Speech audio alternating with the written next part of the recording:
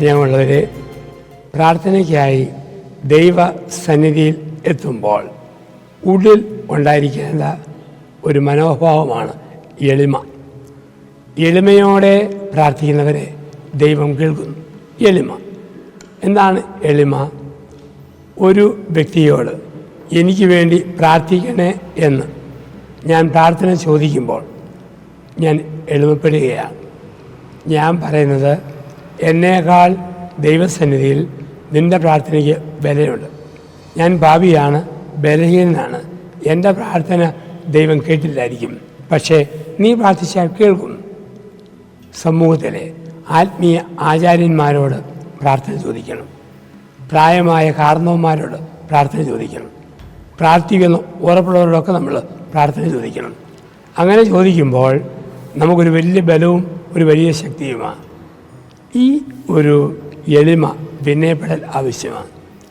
ദൈവം ഒട്ടും ഇഷ്ടപ്പെടാത്ത ഒരു മനോഭാവമാണ് അഹങ്കാരം.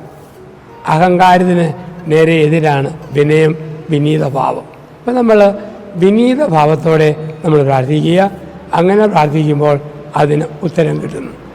വിനയത്തോടെ നമ്മൾ പ്രാർത്ഥിക്കുമ്പോൾ ഒരു ആളോട് എനിക്ക് വേണ്ടി പ്രാർത്ഥിക്കണേ എന്ന് പറഞ്ഞിട്ട് ആ ആൾ പ്രാർത്ഥിക്കാൻ മറന്നാലും ദൈവം ഉത്തരം തരും. കാരണം എൻ്റെ എളിമപ്പെടൽ, എൻ്റെ വിനയപ്പെടൽ ദൈവം കാണുന്നു. അപ്പം ദൈവം പ്രാർത്ഥനയ്ക്ക് ഉത്തരം തരും. പ്രാർത്ഥന ഏറ്റവും പറഞ്ഞേക്കാം, പക്ഷെ ഉത്തരം കിട്ടുന്നത് എൻ്റെ എളിമ, എൻ്റെ വിനയമാണ്. ഒരിക്കലും അഹങ്കാരം നമ്മുടെ മനസ്സിനെ മതിക്കരുത്. പല പല അഹങ്കാരങ്ങൾ നമുക്ക് കടന്നു വരാം. ജനിച്ചു വീണ വീടിൻ്റെ കുലമഹിമ, ലേഖത്തിൻ്റെ സൗന്ദര്യം, ആദ്യഭാവങ്ങൾ, ആർജിച്ച ജ്ഞാനങ്ങൾ, സ്വരുക്കൂടിയ സ്വത്തുകൾ, സമൂഹത്തിൻ്റെ സ്റ്റാറ്റസ്, ഇതൊക്കെ നമുക്ക് അഹന്തയായിട്ട് മാറാം. ഈ അഹങ്കാരങ്ങൾ പ്രാർത്ഥനയ്ക്ക് ഉത്തരം കിട്ടാൻ തടസ്സമാണ്. എളിമയും വിനയത്തോടും കൂടി നമ്മൾ പ്രാർത്ഥിക്കുമ്പോൾ എല്ലാ പ്രാർത്ഥനയ്ക്കും ഉത്തരം കിട്ടും. അതുകൊണ്ടാണ് പറയുക, നീ എത്രത്തോളം ഉന്നതനാണോ അത്രയും നിന്നെ തന്നെ താഴ്ത്തുക.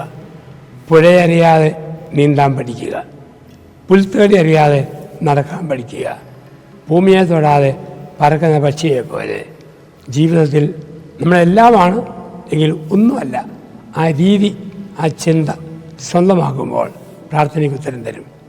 ദൈവം അഹങ്കാരികളെ ചിതറിക്കും, വിനീതരെ ഉയർത്തും. ഇതാണ് വിശുദ്ധ ബൈബിൾ പറയുക. അഹങ്കാരികളെ ചിതറിക്കുന്ന ദൈവം, എളിയവരെ ഉയർത്തുന്ന ദൈവം. നമ്മളെ ദൈവം ഉയർത്തണോ? എളിമയുടെ മനുഷ്യരാവുക, വിനയത്തിൻ്റെ മനുഷ്യരാവുക, എപ്പോഴും ഭൂമിയോളം താഴാൻ പഠിക്കുക. അങ്ങനെ താന്ന് പ്രാർത്ഥിക്കുന്ന എല്ലാ പ്രാർത്ഥനയും ദൈവം സ്വീകരിക്കുന്നു. ദൈവസന്നിധിയിൽ സ്വീകാര്യമുള്ള പ്രാർത്ഥനയാകാൻ വേണ്ടി നമ്മെ തന്നെ വിനയപ്പെടുത്താം, എളിമപ്പെടുത്താം. നന്ദി, നമസ്കാരം.